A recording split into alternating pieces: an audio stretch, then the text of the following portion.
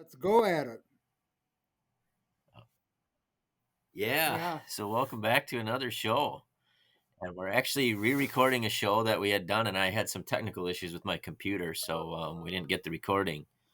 Um, but what we had decided is we're just going to kind of jazz style riff here. But I had come across a tweet from Paul Krugman, and I was kind of shocked when I saw it, and it didn't sit well with me, I guess.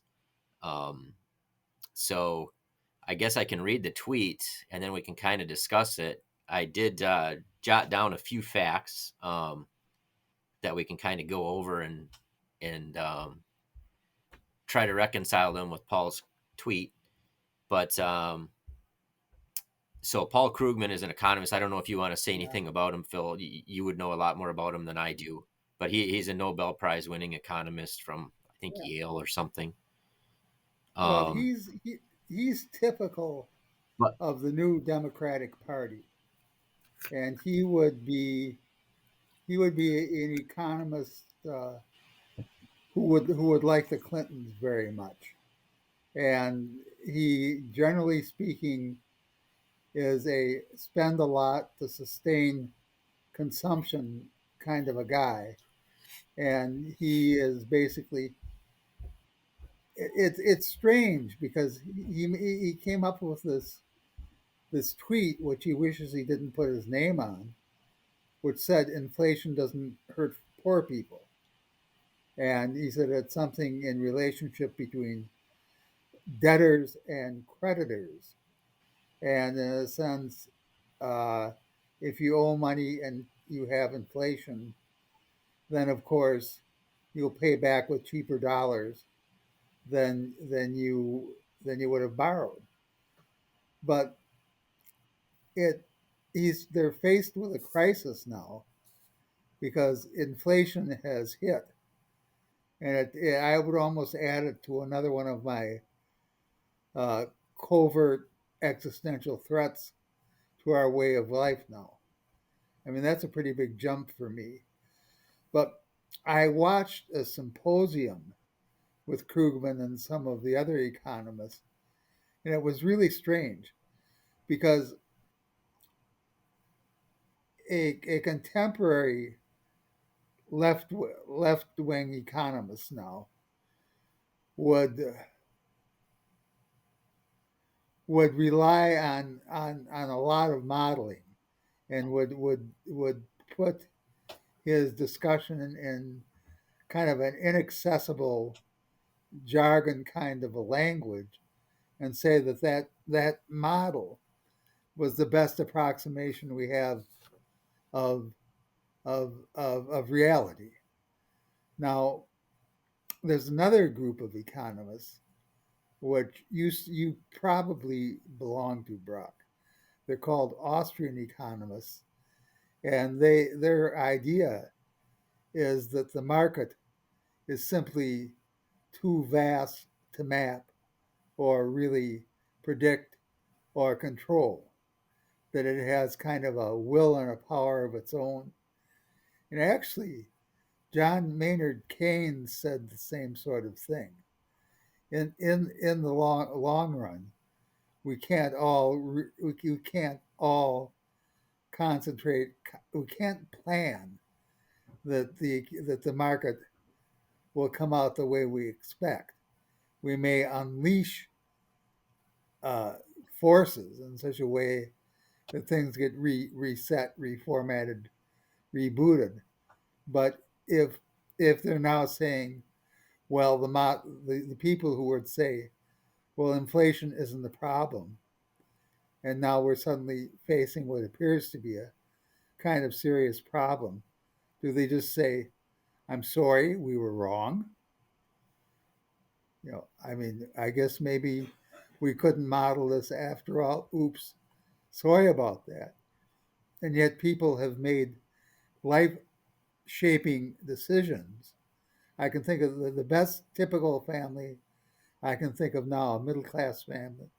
And we model middle class families as the American dream is some people would be borrowing 30 or $40,000 more per year, just maybe $100,000 a year, to send their kid to a prestigious school, in the process of that, incurring that debt, and then pulling out cash parts of their retirement fund, which is depreciating in any case because of the higher rates of inflation.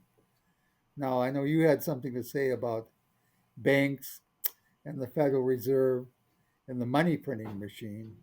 So I'm going to kind of throw the ball back to you for a while. I think the model that we should think of for this show is we're having a conversation and we're trying to keep the volleyball into the air. Yeah, no, it's a good point. So I guess unpack a couple things you talked about there. The first one, and I'll just mention it quickly and then move on.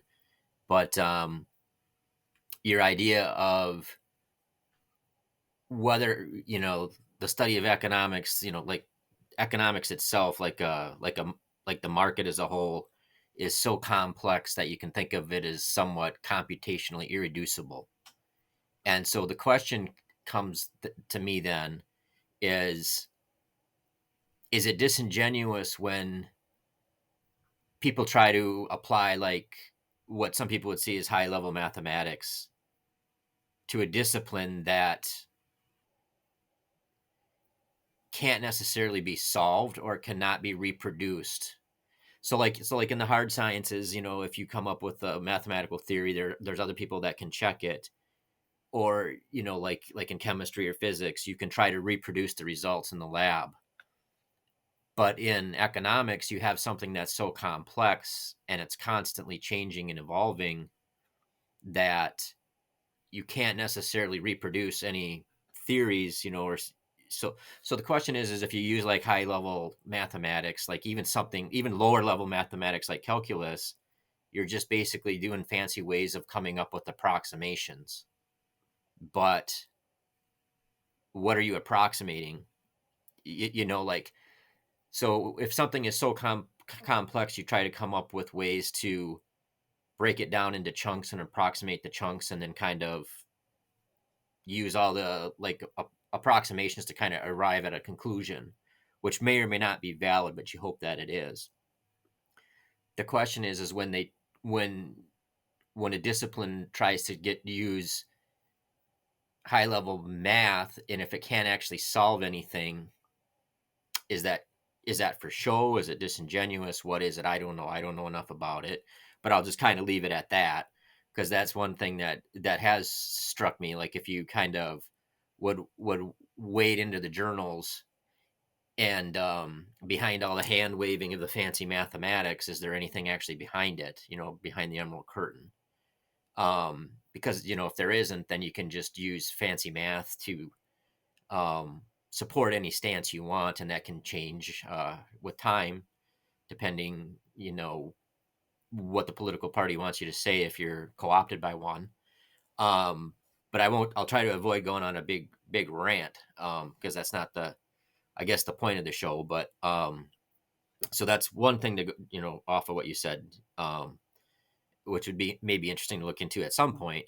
But then to go back, I thought maybe I can read his actual tweets, because you summed it up exactly. But his actual tweet was, he said, he was responding to somebody else's tweet, and I don't remember who, but he said, "Is there any good reason to believe that inflation hits low income households especially hard?" So I'll read it again. Is there any good reason to believe that inflation hits low income households especially hard? And then further down in his tweets, to kind of support his claim, I guess if you want to call it evidence, um, he tweeted, "Inflation redistributes from creditors to debtors, not exactly a burden on the bottom half of the income distribution." So I'll read it one more time. "Inflation redistributes from creditors to debtors, not exactly a burden on the bottom half of the income distribution." So when I saw that, I was taken aback, and my thought was as well, that relies on an awful big assumption. and that could tie in back into the discipline of economics itself. Certain assumptions Mhm. that are need to be made when you're dealing with a computationally irreducible system. Um, but I'll table that. But to me, that assumes that basically the wealthy make up the entire class of the creditors, and the poor make up the entire class of the debtors. And it also assumes that the poor can get negative real interest rates. So the poor person needs a bigger portion of their money to go towards their budget, just their I'm gonna sneak necessary a items, food, parenthetical in housing, here. energy. Uh, One of the things Sure. I was enjoying. Now we're wearing these hats, and I have a feeling that maybe they have some kind of a paranormal mind meld property. And I'm only half joking because as you were describing the economics profession, I was thinking of the Wizard of Oz, and then you came up with the phrase "emerald curtain," and that'd be cool. And what I'm meaning to say Mm, is what we maybe have to do is think of the literature of imagination. And quite frankly, I mean science fiction and fantasy that sometimes we can borrow a concept from, and we can then discuss it. Well, okay, there's enough depth of the Emerald Curtain from the Wizard of Oz that you and I, 35 years apart, would both have that as a common culturally held image that we can efficiently communicate with. And since I have a whole literary and artistic way of looking at things, I would say that the aesthetic, that sentence phrase you used, is almost a silver bullet in communication. And one of the things for us on my part of the left, which is that poor people shouldn't be starved to death, exploited, forced to go to payday credit, and just be thought of as a lumpen class. The only function to exist is a consumer. You know, with a humanistic point of view, I think we have to reach out and look at other places and say the kind of stuff I do probably is irreproducible, but at least I can speak in a language where you know what the hell I'm talking about. And I make no hmm claim of reproducibility with some of the observations I make, but I can tell you I know a lot. I carry in my head lots and lots of historical data, and in a sense, I'm concerned about the trend I see and the destabilization of the American political system. That terrifies me. There are things that have. Well, I'll stop now, but that's my riff to say. But the idea behind the Emerald Curtain, one of the things we're going to do with this project is find aesthetic ways, like computationally irreducible. I love that phrase because it's another way of saying, well, then you don't hmm want, It's a Stephen Wolfram yeah, way of okay. So looking at things. back to my chord here. Yeah, no, and it would be interesting maybe to look at him sometime in Albert North Whitehead, base where you get mathematicians that were at the top of their field, um, and they realize that Mm-hmm. not everything can be solved with math, and so then they kind of turn inward and um, become more philosophical, and that would be a good discussion point sometime. Maybe we should do Albert North Yeah, Whitehead and Stephen Wolfram. Um, it'd be interesting to see what they would think of a topic like this because they could quickly look at it and know if it was just hand waving and a smoke screen, basically. But so yeah, I guess we'll circle back and talk about I guess the poor people and how they're infected by and paralyzed inflation. by guilt, I would add. Um, But yeah, So yeah. So as we were saying, it takes for poor people, and none of this is meant to be like patronizing. It's just more of the fact that I'm not an expert on economics, and this is how I see it. So I kind of try to take it back to kind of like the first principles and look at the basics, because a lot of times what I think happens is some things can be explained by the basics, but it's not necessarily convenient for people that are skilled in the art um, to do so. But to me, when you create more money and you have inflation and it costs more money to buy, you know, the same thing today that we would have bought, a couple years ago, and it costs more money. Well, if you own stocks, that's great, because it just kind of, I guess sometime we could go in the Cantillon effect or whatever it's called, but basically when you have inflation, it's just like a natural machine to concentrate wealth. So inflation is, to me, to some extent, it's great, even though I'm not working anymore, because I saved up a lot of money and I have a lot of assets and equities, and the price of those just kind of explode as you have inflation. But if you don't have money to save and to buy assets, then because and you're in that position because the cost of living, just your food, housing, shelter, takes up a larger percent of your budget, then you're hit hard by inflation. Because and then it's like compounded by the effect that you don't own assets, and you can't take advantage of any of the asset appreciation as the money is printed. Um, so I looked up a few facts, I guess, just on expenses, uh, for not just the poor, but just kind of in general. But um, I looked in 2020. I looked up what the household net worth was for the 25th percentile. So that would, you take the people in the bottom half, of the net worth distribution, and they're right in the middle of that. So 75% of people have more net worth than them, but 25% of the So it's people half of the have bottom less half. net Yeah. worth than them. So what do you half of the bottom, exactly, right in the center of the bottom half.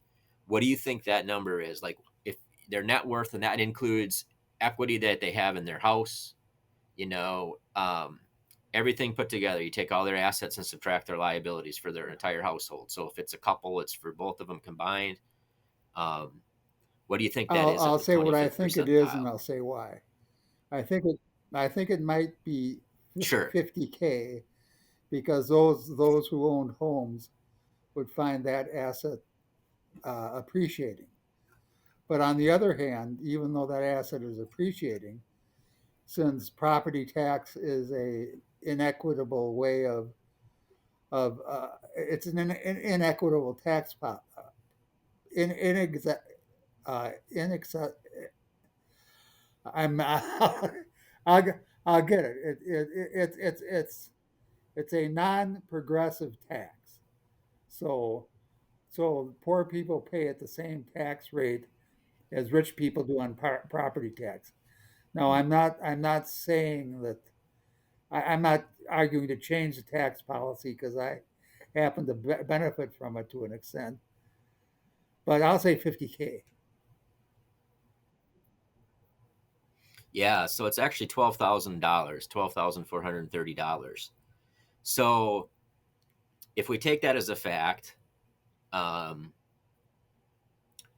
then it seems to me that there's only $12,000 worth of potential assets for somebody in the Yeah. middle of the bottom half. Well, that's not a lot. That's not a lot to gain, um, compared to what you're Yeah. paying out in expenses, right? So that's much less than anybody can have for just general expenses in a year. So to me, you don't need to do any fancy math or anything like that. It's just kind of obvious on its face that the people in the middle of the bottom half don't come out real well when we have inflation.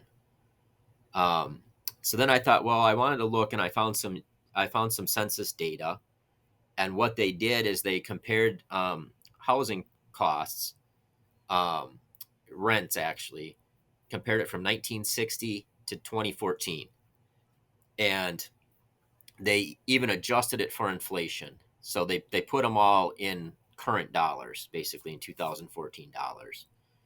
But the rents, when you adjust it for inflation, went Mhm. up 64% from 1960 to 2014. But the household incomes on an on a inflation adjusted basis only Wow. increased by 18%. So we're talking nearly a 50% differential. So the housing costs basically got 50% more expensive for people from 1960 to Well, 2014. when I talked to Dr. Kemp, who one day I'm going to get on this show, one of the things that he talked about is something called Say's law. And up until the Great Depression, when a factory would produce a line of production, no matter what, inventory would always clear if the price dropped low enough. But in the Great Depression, it didn't. And so that meant that producers were actually destroying their products to try to get the price up. Farmers would pour milk in the ditches, fruit would rot, the system would sort of come to a halt. So that's one economic law that surprised everybody because inventory didn't always clear. Now, one way of getting a hold of this is even back in high school in Problems of Democracy, we knew about Engel's law, and that described a growing economy in which less and less and less had to be spent on essentials, and discretionary spending became a possibility, and that discretionary spending in a sense developed a whole bunch of other things that we could buy and sell that we couldn't afford previously, because the saving on essentials then went to produce books, entertainment, whole industries that grew off of that increase in discretionary spending. But now in 2022, it is 2022, we're seeing that run in reverse, and more is being sucked out of the economy to cover essential spending to survival. I don't know where that goes, but I would love to talk to some people about it because it's observable everywhere. I have a close friend who couldn't find a place to live in Eau Claire in Wisconsin for less than the $1,500 she was paying a month to live in a hotel room, in a flea bag hotel room. Mm. I don't know, but it's almost like you hear the drums and they're coming towards you, and you're not sure what's going to happen next. Okay. Yeah.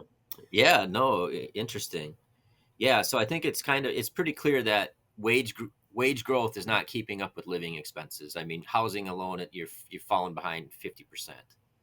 Um, and then that same data from 1960 to 2014 um, showed that the share of cost burden renters more than doubled from 24% in 1960 to 49% in 2014. And I don't remember what the exact definition of cost burden renters, but basically it's taking up a large enough percentage um, of their income, the housing expenses, that it basically makes it difficult for them to buy everything else they need Yeah. because they're spending so much on housing. Um, So, and then I just kind of looked up in the cost of durable goods. So think like Yeah. appliances, anything like that has gone up 15% in the last year.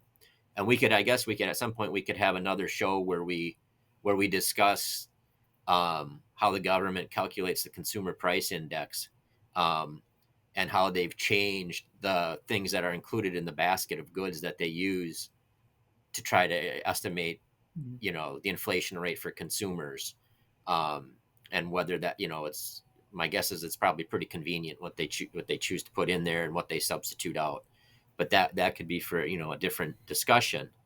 Um, so we kind of, I guess, we touched on how rising costs, inflation, um, hits people in the bottom half of the income distribution, um, harder because they have to, their fixed living expenses take up a higher percentage of their income.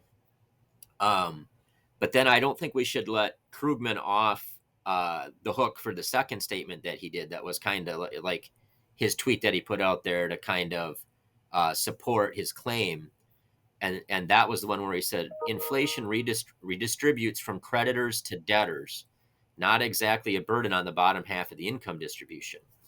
And what I think he's trying to say there is basically, well, it's great if you have a bunch of debt because then the dollar um, becomes cheaper. The dollars aren't worth as much, and you can pay the debt off with dollars that aren't worth as much. So, wow, do you really come out ahead if you got a bunch of debt and you can pay it off with cheaper dollars? Um, so I think that's a bit disingenuous as well. Um, because like I was saying, it kind of assumes that the wealthy are make up the entire class of the creditors, and the poor are all the debtors. Well, I kind of looked into some how the banking has basically. I kind of look back to 2008, and that's when the printers really. I mean, they opened the money spigots, and the printers are just Yeah. going full speed. Ever since.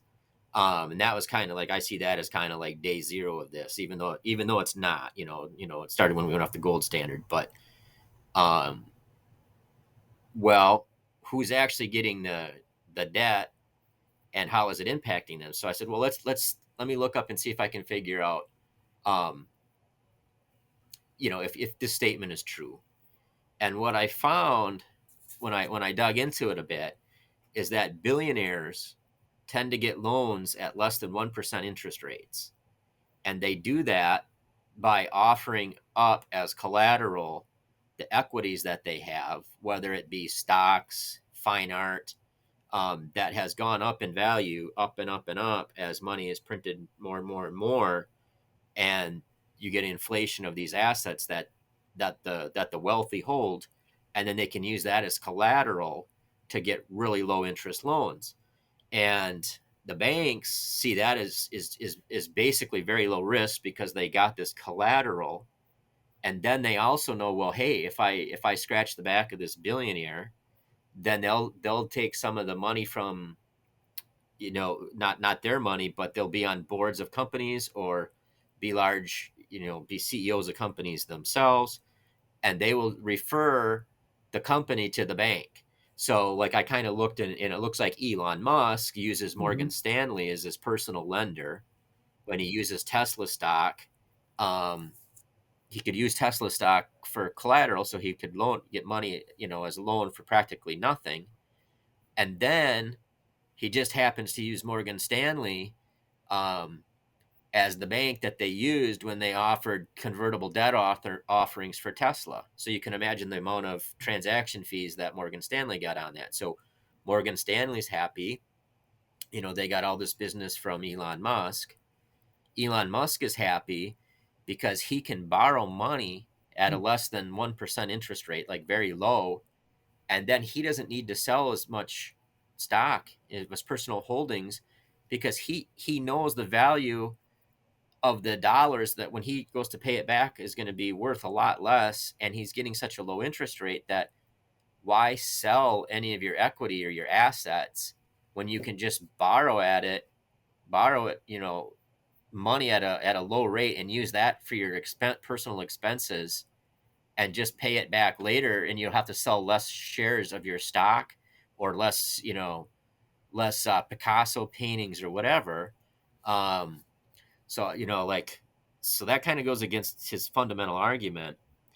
And then I wanted to get some actual kind of numbers, and this actually surprised me, but they have some information for J.P. Morgan and Citibank, or Citi now, I guess, but um, and they're lending to more and more uh, extremely wealthy people. And a decade ago, J.P. Morgan was lending 5 times as much to credit card customers as it did to private clients. Um, and now they're lending more to a small number of high net worth individuals than they are to all their credit card customers combined. And it used to be so it used to be only a fifth, and now so there's 5 times as much lending as there was a decade ago to ultra wealthy people, and now it's eclipsed the lending from all the Yeah. credit card people, all the credit cards out there. Um, and I guess another interesting show, and I guess we probably don't want to do all doom and gloom, but what's interesting is like the wealthy will buy artwork, and they'll do a couple things of it to use it to avoid taxes. And what they do is they keep it in ports. And there's like, I don't know what, there's like I think there's a couple Scandinavian countries that have like ports that have millions of pieces of artwork, and they just kind of sit offshore, because it's kind of like when you buy something in an airport and it's duty free, because it's not technically, like on, in that country or whatever, and you can buy it tax free, duty free. Well, they do the same kind of thing with artwork. Is they'll have wealthy people will buy this art, and then they'll just leave it in these ports, so it's always like in a tax free, duty free zone, because then they can use that as collateral to get exactly what we were discussing. They can use that as pristine collateral to get very low interest debt, and then they don't have to sell any of their assets, and then they can live on it. And the other thing that you can do is then there's an incentive to find uh, for the appraisers to give really really high appraisals to all these works of art, and they can do two things. They can use it as, like we just got done talking about, as collateral in order to acquire debt, at very low rates, or they can also give a small percentage of it, gift it to museums and write it off as a tax, but it's an inflated number, um, because they get extraordinarily high appraisals, and also because they keep printing money, so just inherently the cost of the asset goes up, but then they can double dip and get high appraisals on it, and then they can use that to offset taxable income that they may have. So anyway, kind of a long rant, but I don't know if you have any thoughts on any of that. But you did mention how there was kind of academic jargon and technicalities, and I see that as this tweet is just I mean, I saw it and instantly know it's BS. Um, and but and I've only taken like three economics class, and the ones I take were just easy. And I don't know, it's just you have a couple things on a graph, and both the lines are moving, and you have to predict the outcome. And for some reason, half the people are all confused, and I don't know how, but but like, if people can get confused on the very simple things like that, they'd probably read this statement, have no idea what they're saying, and just then the technical jargon is used to pull the wool over on the people, and be like, oh, it's great for me that we have this inflation. So I don't know if you have any like more thoughts you want to put out there, or if you think I'm just kind of like on a soapbox here. But I was just really disappointed, and I guess I'm not disappointed. I'm not going to say it's the case for him because I don't know enough about him, but I think if you have like, it would be quite easy for the elite economists, to be co-opted by politics. And to me, this kind of smells Well, that way. I've been doing a lot of thinking about this, and I've looked at what's happened historically. And surprisingly, of all the classical economists that I think are relevant, I probably would Marx saw everything you're talking about, and one of the things that it was his view of was that the system as we have it benefits from having an army of the unemployed. Because if workers are simply organic capital, when they use when that capital depreciates, then you've got a bunch of broken Mm. down old workers that nobody cares about, and that's a hell of a way to run a society. I mean, the whole you have to think in a spiritual sense that you have to think about workers as something other than organic capital. They're human beings too, and the terminology that we use should be something other than a justification for inequity. Now, there have been some times when things have gotten better, and things were better, and I've been looking back at that now. We haven't talked about the gold standard, but I'm looking forward to doing that because if nothing else, for economic history, if I can say that this thing was worth this much according to the gold standard, and that's gold standard, you had to work this many hours to accumulate that ounce of gold, then that tells you what you might have been able to get 100 years ago for your dollar as opposed to what you can get now. And it's kind of a race between these two trends. I mean, I think that's about as much as I'm going to say for today. But I really want to get back, and I really want to say that economics was not intended to be physics or metaphysics. It was intended to be a mechanism which could help to make policy decisions, which like comparative advantage and things like this, which would benefit everyone. And there has to be some allocation mechanism to control the surplus which we have. So I'm going to be looking at this from it's not so much that I've converted, but at the point in which the liberal camp started talking about taxing my benefits, at that particular point, self interest certainly did work its way in. So I'm cool with what we've done so far. You got any? Mm. Yeah, no. I'm Oh, looking sorry, go ahead. I'm looking for a middle ground between computationally irreducible and linear progression, and I've always done that. I mean, sometimes an approximation will, if you know, for example, you might say, if it appears to be too good for words, maybe in fact that's correct. Or if Right. you're if you're playing with a gambler and he bets you $1,000 that he can pull the jack of spades out of your ear, don't bet with him. And don't sword fight with Zorro. Right.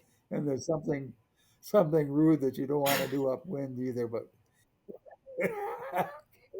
Yeah. No, and what I think is interesting is your point is really interesting about how basically if you see the workers as kind of like machines that wear out.